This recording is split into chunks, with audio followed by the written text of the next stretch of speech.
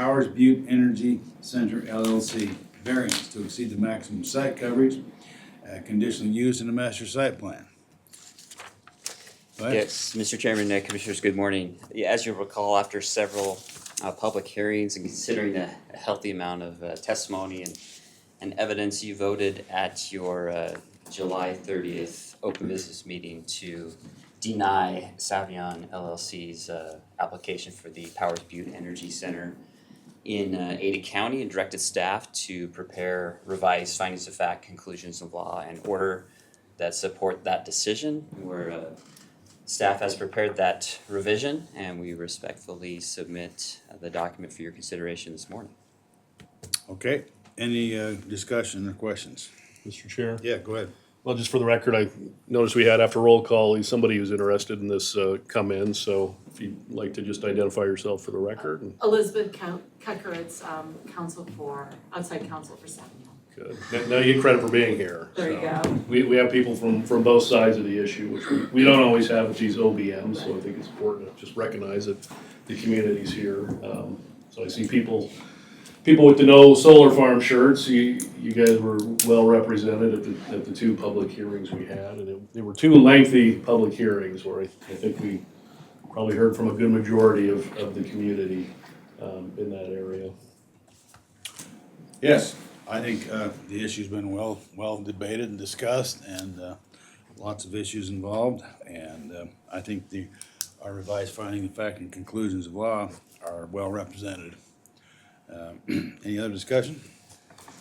Just to reiterate what we said there, appreciate everybody coming and participating and both sides representing their, I think we take seriously, we meaning the board, reviewing these kinds of applications, and we did that. We found the balance between both sides, I think, and after reading all the information and the staff working the way they did, I think we've done a good job in addressing the issue for the community. Well, I think so, and I appreciate that. And I think it should be noted that we did approve a solar farm for the same applicant earlier in the year. And so there shouldn't be any indication at all that this board is opposed to solar power, because we're not. It's just the location and the how it fits in with the community and other issues. Is there any further questions? No, I'll just say, I mean, I do feel bad for the applicant. I hate putting people in this position, and I don't know if this is the best process that our government can come up with, where somebody has to put a ton of effort and work into a project, and then it gets to the board, and then it gets voted down. I wish there was some kind of interim way that people could know whether they should continue to invest a lot of time and effort into, making a presentation to the board. But this is sort of the system that we've been set up with, and so once it gets to us, we do have to make a decision. I see more people with the T-shirts for opposing the solar farm showed up, so I'll just point out we do have some more community members here. But again, it was a tough decision, because I do believe strongly in private property rights, and that people should have the right to do on their land what they want. The issue, as we discussed in the hearing, was that this land was not zoned, and the people were asking for a change in zoning and a variance to the current regulations. And so when you're doing that, I don't think it's a pure property right. You're asking for a special privilege to do something that's not otherwise in the ordinance. And then when you do make that request, one of the factors we have to consider is public health and safety, and how the neighbors feel about it, and is it going to affect the neighbors' property and their values. And so we heard a lot of testimony to that effect, which led me to believe that, again, as I was quoted in the press and saying, I just don't feel it was the right thing for that neighborhood in the character of that historically agriculture based neighborhood, that whole part of the county. And I do appreciate Savion's attempt to try to address that with the concept of agrovoltaics. Growing crops or grazing animals between solar panels, I think, would be preferable to doing nothing.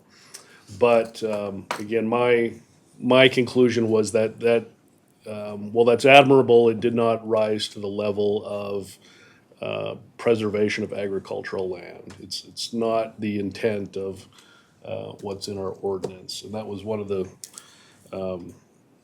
reasons I voted against it. Again, our reasons for denial are all contained in the revised findings of fact and conclusions of law, so I'm not expanding on that at all. That's our position, and of course, both parties, anybody has a right to appeal our decision. You can always go to court and come back here. Savion could come back with another proposal, and of course, even a non-solar project could be proposed out there. The Buses could come back with any other proposal, whether it's residential or something else. They have that right as well. So I think I'll close with that. Okay, I think it should be noted also that this application included a reference to a Canyon County planning and zoning issue. In fact, it was indicated to us that unless Canyon County approved it, this wouldn't go anyway, whether we approved it or not. So, and that they haven't even had a hearing on theirs. Anyway, are there any other discussion? Okay, I'll accept the motion. Mr. Chairman, I move that we approve the revised findings of fact and conclusions of the law for 2024-00163-B-CU-MSP, Powers Blue Energy Center LLC, and authorize the chair to sign the documents on behalf of the board. Is there a second to the motion? I'll second that. Okay, you've heard the motion. It's moved and seconded. Is there any further discussion? Hearing none, all in favor say aye. Aye. Aye. Motion carries. Thank you.